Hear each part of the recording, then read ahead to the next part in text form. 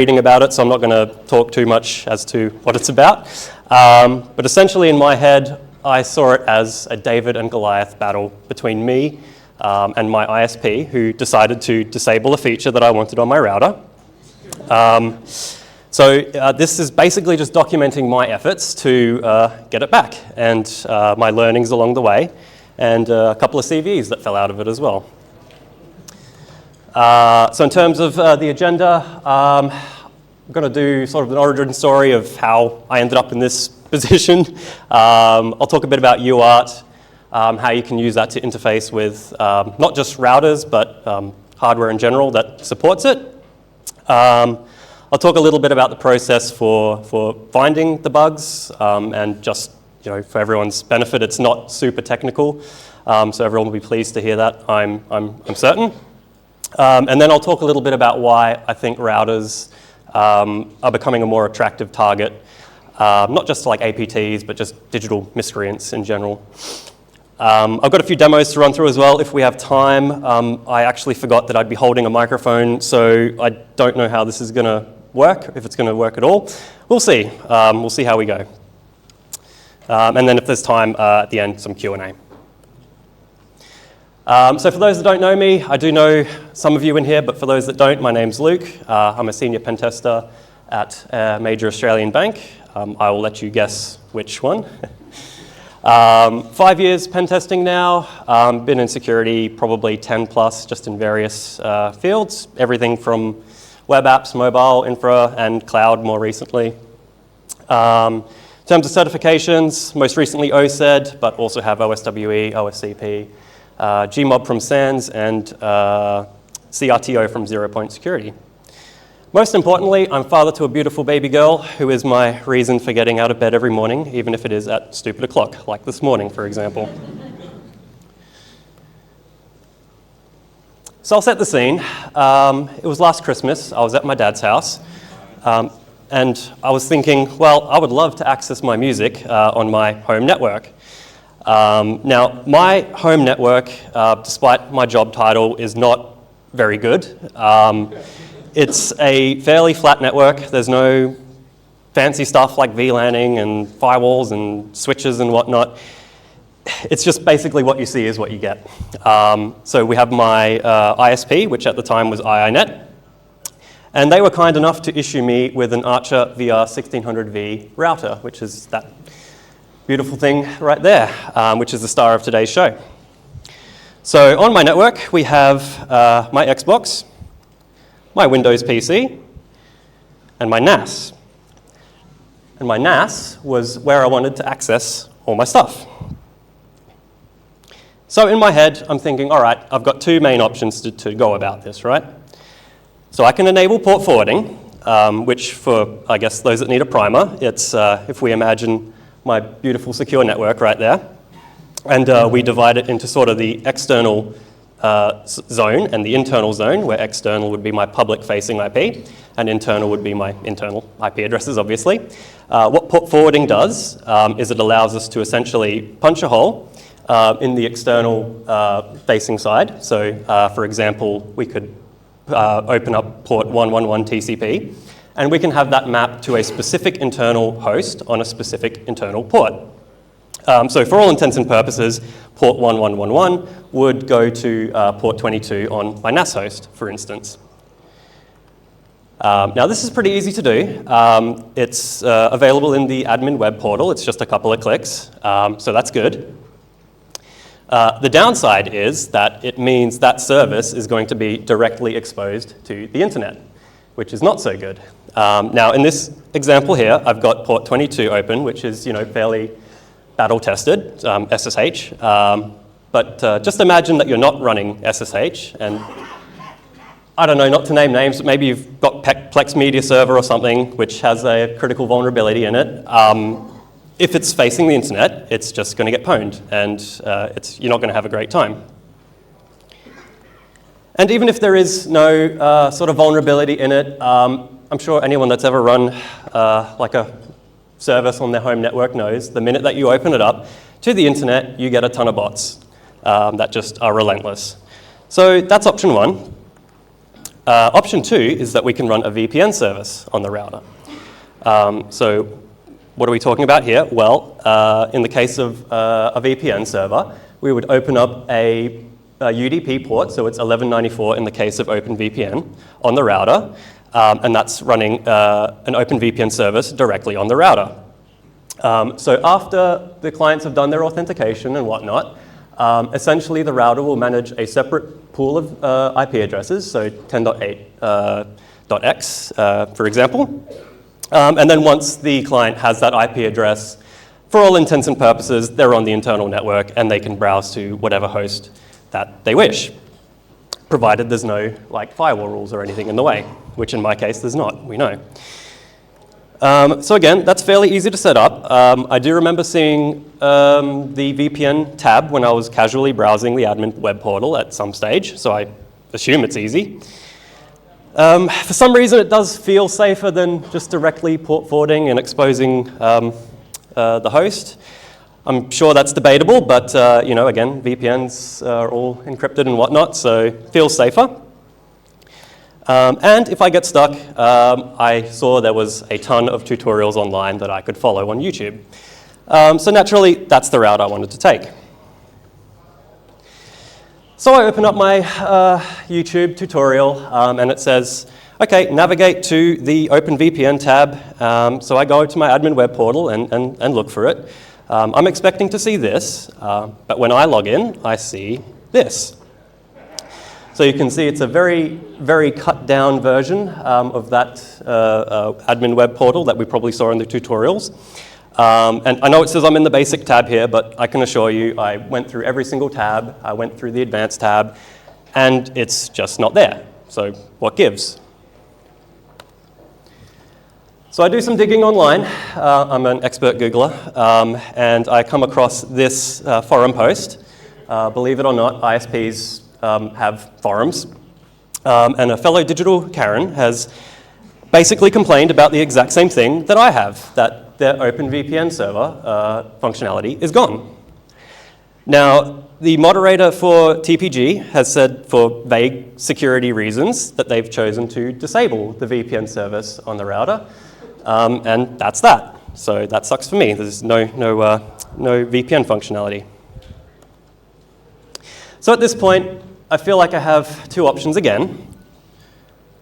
I can buy a newer, and let's face it, better router, which is going to be the easiest of the two options. It's going to let me do all that basic security crap that I should have done from the very beginning, so like VLANing, firewalling, and all that. That's just going to be available straight out of the box. That does cost money, though, and for those that know me, I'm notoriously cheap. And if you look at that bad boy up there, all those antennas, all those LEDs, they look expensive. Option 2 is I hack the router. Oh, that's going to be great, I thought. It's going to be just like the movies. I'm just going to type really fast at it, and then it'll open up a shell, and I can have my VPN server back, and Bob's your mother's brother, we're good. I also thought, it's probably just some Linux variant under the hood, so all I would have to do is find an OpenVPN binary, push it up there, and run it, and we're good. The problem is, I actually don't know how to talk to the OS of the router. So that's a problem to overcome, but naturally, that's the route I want to take. So where do we begin? Well, like I said, we need a console onto the router, and I'm sure most of you know that routers, even those big fancy routers with LEDs and antennas, don't have HDMI output ports. So you can't just plug in a screen and see what's happening, and you can't plug in a keyboard and start typing away at it. So that's a problem. The only way we're really going to be able to talk to it is indirectly via the network services that it's exposing. At least that's traditionally how you would do it. That is until I discovered UART. So UART stands for Universal Asynchronous Receiver Transmitter, something to that effect. And that's a common mechanism for developers to basically debug the firmware that they're building. Because when you think about it, they need some way to look at it and see what's happening behind the scenes. So that's exactly how they do it. So UART is a set of typically 4 ports. Sometimes it's doubled, but it's usually 4. They're directly on the circuit board, and they have 4 functions. So VCC will supply power to it in the event that you're not connected to mains. Ground port will provide a shared reference voltage between devices, so they know what's signal high, what's signal low, and that they can communicate properly. RX, as you might imagine, accepts data into the device, and TX is what sends data out from the device. So if you look at the diagram there, it's a pretty accurate representation of what's happening. So what do we need to start talking via UART? Well, we need a couple of things. First and foremost, we need a multimeter. You might be surprised to learn that despite having universal in the name, the order of the ports between devices are not always the same. They could be different. So we need a multimeter to diagnose which port is which, essentially. We need a USB to UART device, which is the that sort of half-baked image there in the bottom left. And that's going to be doing the translation between the UART ports on the device and the computer that we're using to interact with it. We'll also need some header pins and wires, which is the image on the right. And the reason is on production boards, they typically remove these, as you can imagine. So we will need to resolder these, and that surprise leads us to also need a soldering iron and some solder.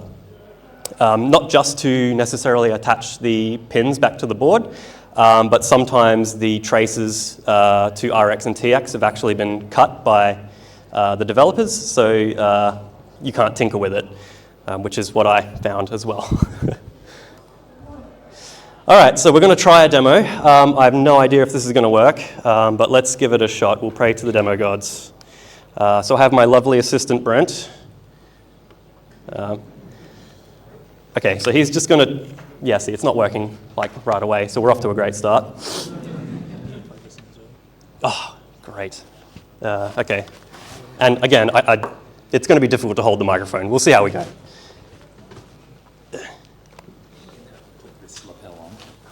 Okay. That should be good to go. Hello. Oh, wow. Okay.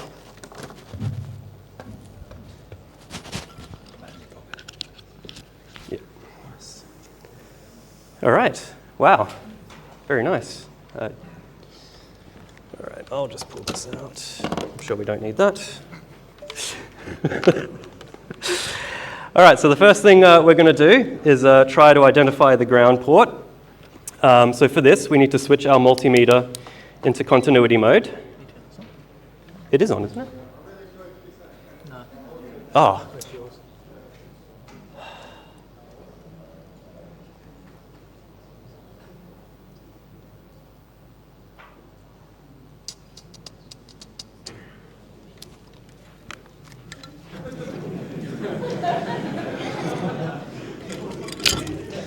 It's the same God. It didn't work. All right. That's okay. I have a backup. No dramas. You're just going to have to hear my lovely voice.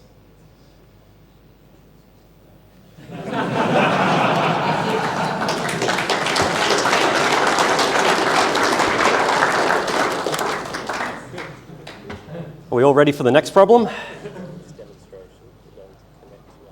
No sound. That's okay. I'll narrate it. I'm ready for this. So, the device is now in continuity mode.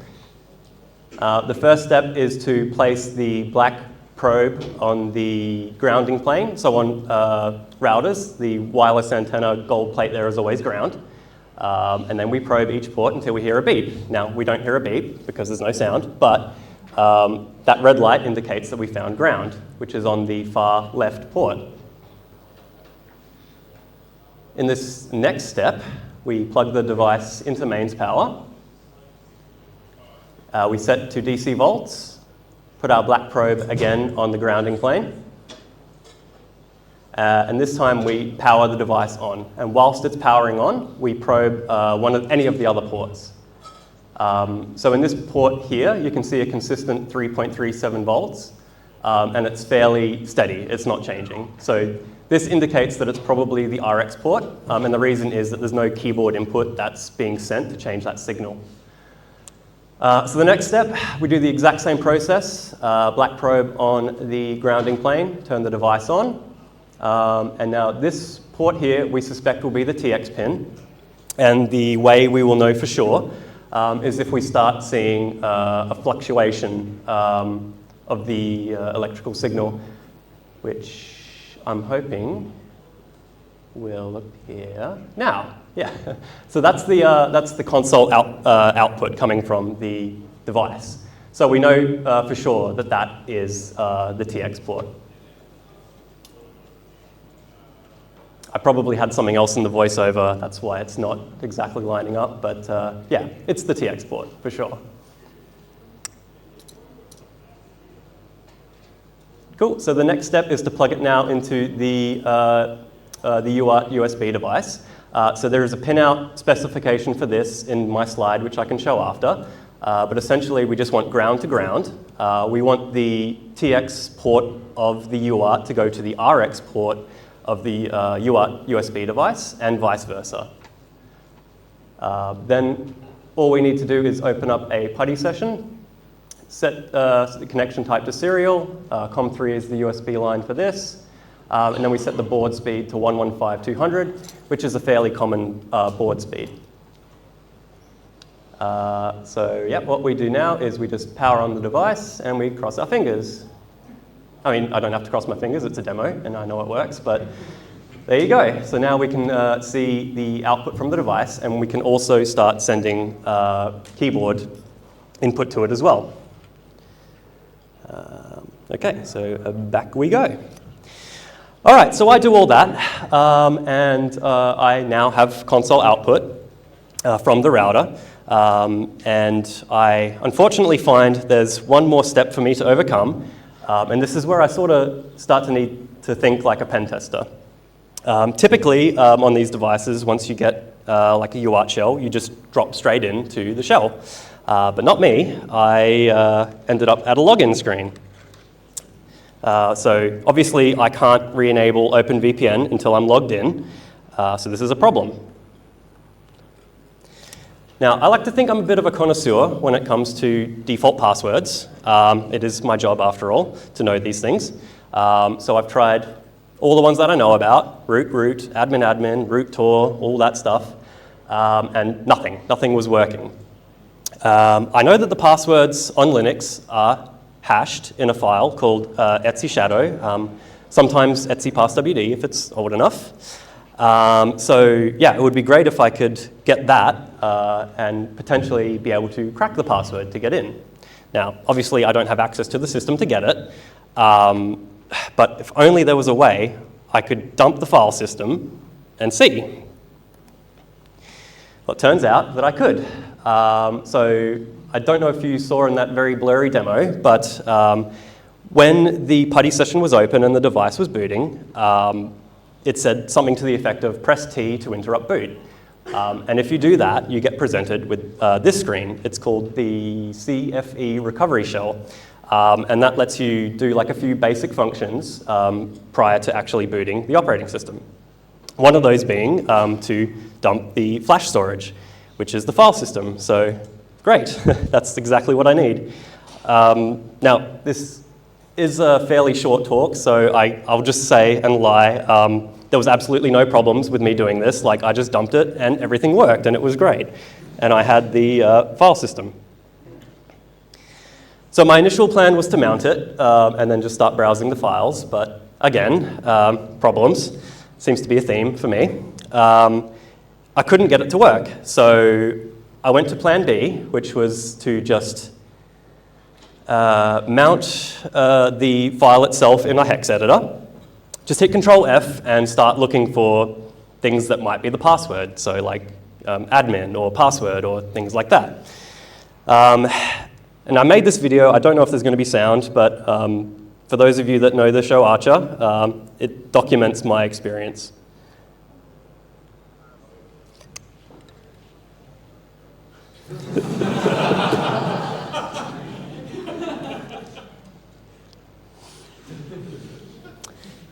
Hell yeah. So among the valid passwords were admin1234, guest, guest, and test, test. Which means we have a couple of findings. Now, any good pen tester worth their salt will take one finding and make it two, so that's exactly what I did. Very weak passwords, and they're just sitting there on the file system with no encryption. But cool, I now have access to the router, and snooping around, I confirmed that it is in fact a Linux system, like we suspected. It is compiled for the MIPS architecture, which I found out later isn't uncommon for embedded devices. They typically are compiled for MIPS. And most importantly, the OpenVPN binary is still there, which is fantastic because I didn't have an OpenVPN binary compiled for MIPS. So, mission accomplished, right? Not really, because while it is great that I can perform surgery on my router, crack it open, wire it all up, get the OpenVPN server running, anytime that the router resets, we would have to do it all over again. And you might be wondering, well, why can't we just set it to run on boot? Why can't we just set it up as a service? And the reason is because the file system is actually mounted as read-only.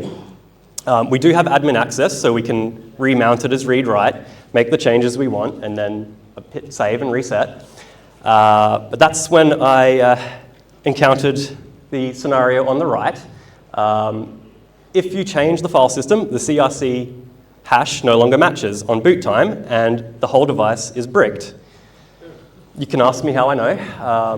That's exactly how I know. So ultimately, we need remote code execution on the device. So we're actually sort of circling back to where we were before, where we can only talk via the exposed network services. So again, part of my pen testing process would be to run an Nmap scan to see what's listening. So that's exactly what we do. Now, there's a few sort of common services there that we can see. There was sort of no instant wins for us in terms of code execution. A lot of this stuff was custom, developed by TP-Link. So, as you can imagine, not a very popular set of software to find vulnerabilities in. So we're going to need to do a bit of work in terms of getting our remote code execution. So I figured the best bet was going to be the admin web portal. Reason being, we already have the default credentials. They're printed underneath the device, so that's easy. It's admin, just in case you're wondering.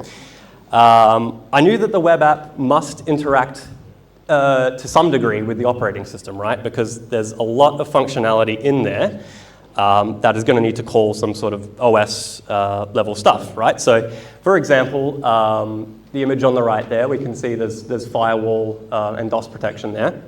So you'd imagine that one of the things you can do is supply an IP address and have that IP address blocked. So it's probably going to output a command like the bottom right. And as part of that command, that part there is probably going to come from us because we're the ones specifying the IP address. So if we're lucky, we might be able to inject new commands into that process. So to give a bit of a primer as to command injection and what it is, well, on Linux, there's a couple of different ways you can go about sort of performing multiple commands. So if you want to do 3 commands, for example, you can do them one at a time, like the image on the left, just one after the other. You can also chain them together and separate them out on a single line via a semicolon character, and you have the exact same result. So you can probably see where we're going with this. If we go back to our example and we supply an IP address, if the web app is not filtering that semicolon character, we might be able to supply not just an IP address, but a semicolon character and an arbitrary command that we want to run. So bottom line, we're going to want to see what commands are actually being run as we're using the web app. So we do have the console access via UART, but that's not going to let us see what commands are actually being run. It's going to let us see the output of the commands that are being run. And the reason is because the commands are going to be ephemeral, so they're only going to sort of be there for like a second as the web app's doing its thing, and then it's going to disappear from the process list. So we need a solution to essentially make sure that every process that runs is going to be available for us to view. Now on Linux, there's a tool called pspy which does this for us. It basically runs the ps command, makes everything look pretty, adds color, and yeah, it just looks nice. So this would be a perfect situation, a perfect tool for us in our situation, but I couldn't find a pspy binary that was compiled for MIPS. And as you can probably sort of tell, I couldn't be bothered to figure out how. So when you think about it, all that pspy is really doing is, like I said, running the ps command like every so often and formatting everything to make it look pretty. So my solution was, well, why don't we just do that? Why don't we run it a whole bunch of times? And and then we've basically solved the problem. So that's what I ended up doing. That was my sort of duct tape solution for pspy. All right, so with that in hand, it was time to do my non-technical dynamic testing, which is just a lazy way for me saying that I couldn't be bothered doing anything difficult. So as I mentioned, there was, throughout the whole process here, there was no decompilation, no reverse engineering, nothing like that. My plan to find this vulnerability was very, very simple. It was to just use the web app, start from the very top, work my way down, find anywhere that I could put some input, and then hit save, and use my duct tape pspy solution to see if any commands were run in the background. So I didn't have to look very long. In fact, this screenshot is the vulnerable page, the very first one. I made some changes, I hit save, and checked my pspy output. I thought, that looks interesting. If config ptm 00 down. Let's see what the web request looks like that generated that command. So without making too many assumptions, it looks like that ptm 0.0 is coming from us, and we might be able to get code execution via command injection. So again, I'm pretty short on time, so I'll just say absolutely everything worked. All I needed to do was put a semicolon character in, and we had code execution. Hooray! So while it is great to have command execution by hitting send on the repeater tab in burp, I wanted an interactive shell to basically save my sanity. So a couple of ways you can do this is you can try running SSH. So unfortunately, this device did not have SSH. It did have Telnet, SSH's ugly cousin. So we essentially tied the SH shell to Telnet via this command that you can see here, and then we ran it and crossed our fingers. Hey! And there we are, and that's my multimeter beeping. So there we go, remote code execution, hooray. And you'll see the first thing I ran was kill all CWMP. That's foreshadowing. You'll find out in a second. So although that's basically mission accomplished at this point, I thought to myself, hang on, I never updated the router, ever. So how did I get here? How did my OpenVPN functionality disappear? Well, that's where CWMP enters the picture. So many ISP routers have a remote management service. It uses the CWMP protocol, which is HTTP based. In the case of our device, it runs on 7547. It's actually the same on all devices as far as I know. And the ISPs can use this service to forcibly upgrade your routers over the internet. And most scarily, it cannot be disabled by the end user. At least not in the case of Archer. I don't know about the others, but cannot be disabled. So to sum, we have an internet accessible service that's open 24/7. You might be thinking, well, how do we prevent attackers from abusing this service potentially? Now, most ISPs will just simply limit what IP ranges can talk to the service. That's because the only ranges that need to talk to the service are the ISP, their ACS service specifically. Now, surely this has been applied to this device. Surely we can't just hit it from some random IP address. Well, turns out that we can. And I think this is a finding in and of itself, so I've incremented the finding counter there. But yeah, it's accessible to any IP address on the internet. There's just no filtering whatsoever. Okay, so it is wide open. Now, surely there's not default credentials for this service floating around the internet somewhere. And there are. So here we are again with weak passwords. Now, they did, I don't want to give them too much of a bad rap. They did take the opportunity to put TPGCPE before user and pass, so we'll give them that. But nevertheless, there's default credentials for the service available. So again, we have an unstoppable service that we can't stop at all, which APTs and ISPs as well can reach into my gateway. Now, I did discover, thankfully, that the purpose of this service doesn't really, the fact that you have the credentials, it doesn't really matter, right? Because its only purpose is to essentially be kicked into reaching out to the pre-configured ACS URL to pull down new firmware. So the fact that we have the credentials means that we can just kick it and say, hey, go talk to your ACS and get your latest firmware. But even if that's the case, it's just a running Linux binary, right? So if it accepts input, it could be vulnerable, just like any other binary, right? So is it secure? Well, this is me browsing just the default directory for this service, so you can see it is HTTP based. I can't give too much away of this one because it is still technically a 0-day.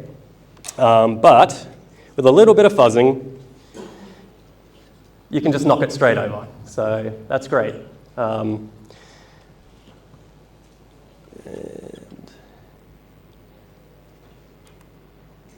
Okay, so now I'll talk a little bit about why I think routers are becoming an attractive target.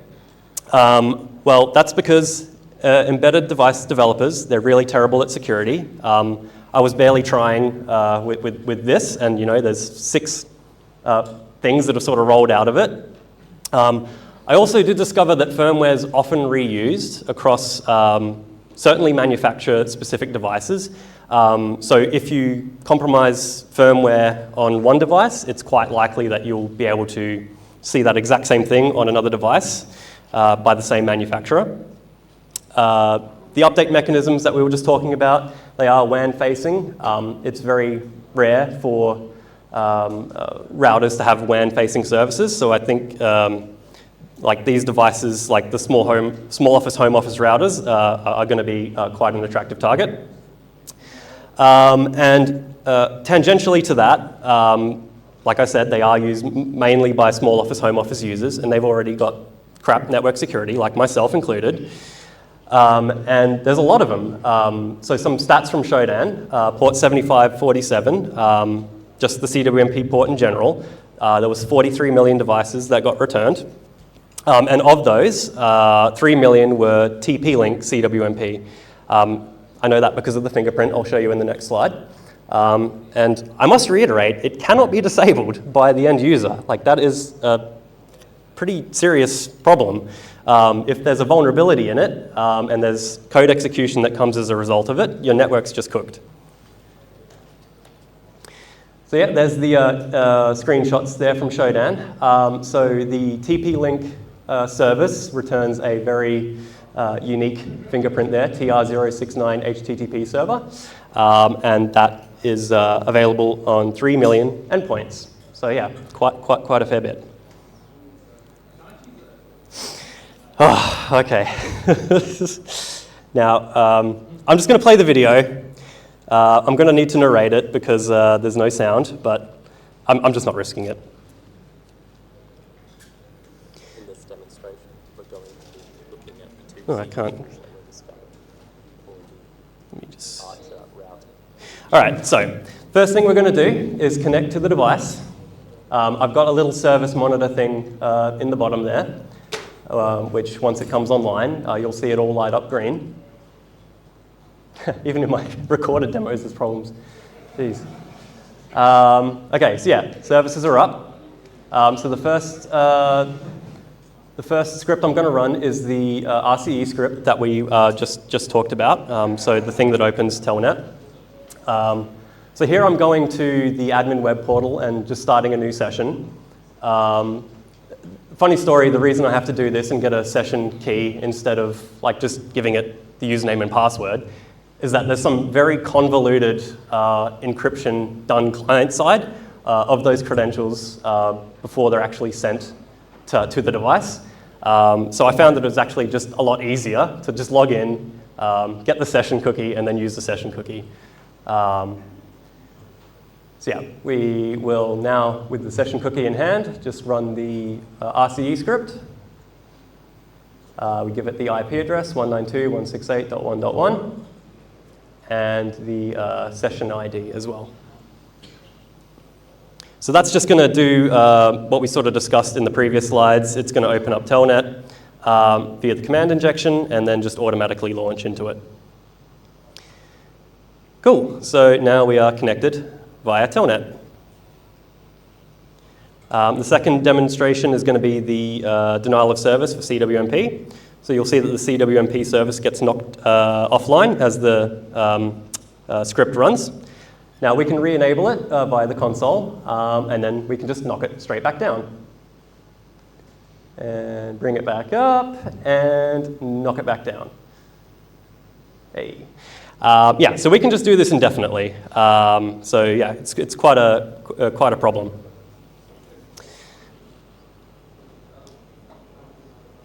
All right, and that is it. Is there any questions, comments, or concerns?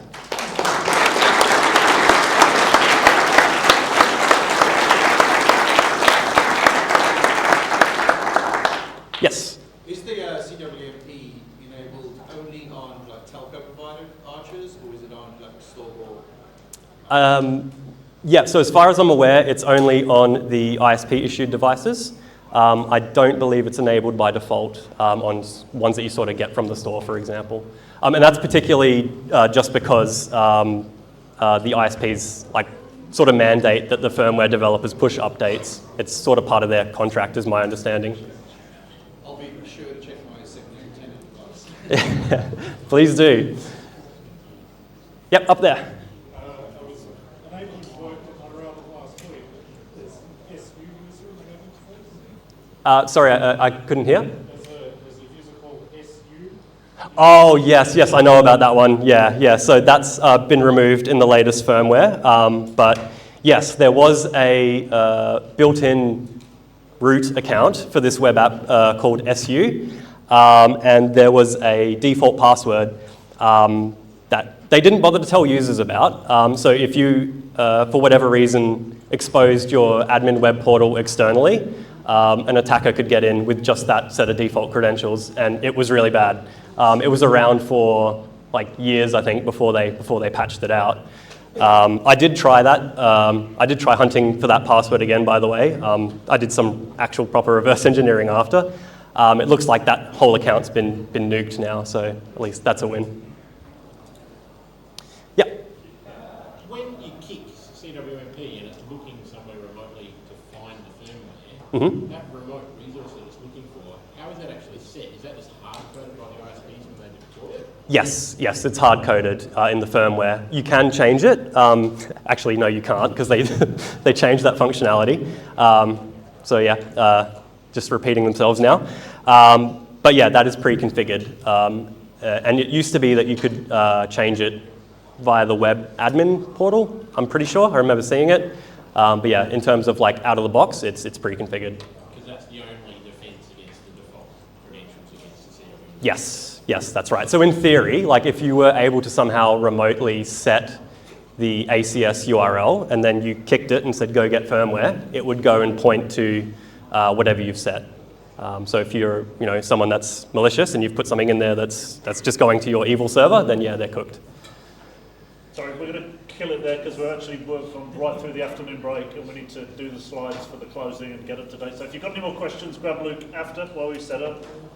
Probably a 5 or 10 minute break now just while we update slides and then back for this afternoon. And thank you to Luke. Okay. Sorry about that. Hello, Chris, give us a challenge. Oh, thank you very much. Does your glamorous assistant get one?